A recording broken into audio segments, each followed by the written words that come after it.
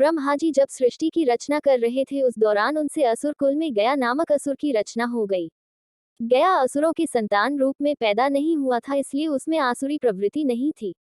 वह देवताओं का सम्मान और आराधना करता था। उसके मन में एक खटका था। वह सोचा करता था कि भले ही वह संत प्रवृत्ति का है, लेकिन असुर कुल में पैदा होने के कारण उसे कभी सम्मान नहीं मिलेगा। इसलिए क्यों न अच्छे कर्म से इतना पुण्य अर्जित किया जाए ताकि उसे स्वर्ग मिले। गयासुर ने कठोर तप से भगवान श्री विष्णु जी को प्रसन्न किया। भगवान ने वरदान मांगने को कहा तो गयासुर ने मांगा, आप मेरे शरीर में वास करें। जो मुझे देखे उसके सारे पाप नष्ट हो जाएं। वह जीव पुण्यात्मा हो जाए और उसे स्वर्ग में स्थान मिले। भगवान से वरदान पाकर गयासुर घूम घूम कर लोगों के पाप दूर करने लगा। जो भी उसे देख लेता उसके पाप नष्ट हो जाते और स्वर्ग का अधिकारी हो जाता। इससे यमराज की व्यवस्था गड़बड़ा गई।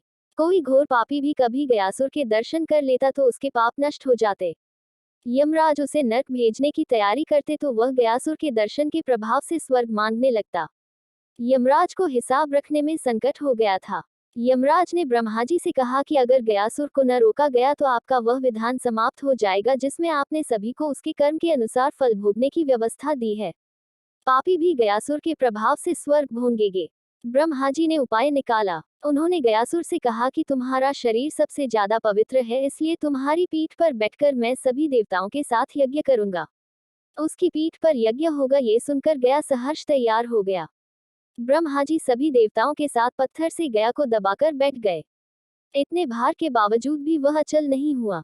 वह घूमने फिरने में फिर भी समर्थ था। देवताओं को चिंता हुई। उन्होंने आपस में सलाह की कि इसे श्री विष्णु ने वरदान दिया है, इसलिए अगर स्वयं श्रीहरि भी देवताओं के साथ बैठ जाएं तो गयासुर अचल हो जाएगा। श्रीहरि भी उसके शरीर पर आ बैठे। श्री विष्णु जी को भी सभी देवताओं के साथ अपने शरीर पर बैठा देखकर गयासुर ने कहा, आप सब और मेरे आराध्य श्रीहरि की मर्यादा के लिए अब मैं अचल हो रहा हूँ। घूम घूम कर लोगों के पाप हरने का कार्य बंद कर दूंगा।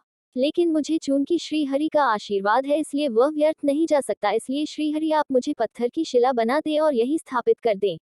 श्रीहरि उसकी इस भावना से बड़े खुश हुए। उन्होंने कहा, गया अगर तुम्हारी कोई और इच्छा हो तो मुझसे वरदान के रूप में मांग लो। गया ने कहा, हे नारायण, मेरी इच्छा है कि आप सभी देवताओं के साथ अप्रत्यक्ष रूप से इसी शिला पर विराजमान रहें और यह स्थान मृत्यु के बाद किए जाने वाले धार्मिक अनुष्ठानों के लिए तीर्थस्थल बन जाए। श्री विष्णु ने कहा, गया तुम धन्य हो। तुमने लोगों के जीवित अवस्था में भी कल्याण का वरदान मांगा और मृत्यु के बाद भी मृत आत्माओं के कल्याण के लिए वरदान मांग रहे हो। तुम्हारी इस कल्याणकारी भावना से हम सब बंध गए हैं।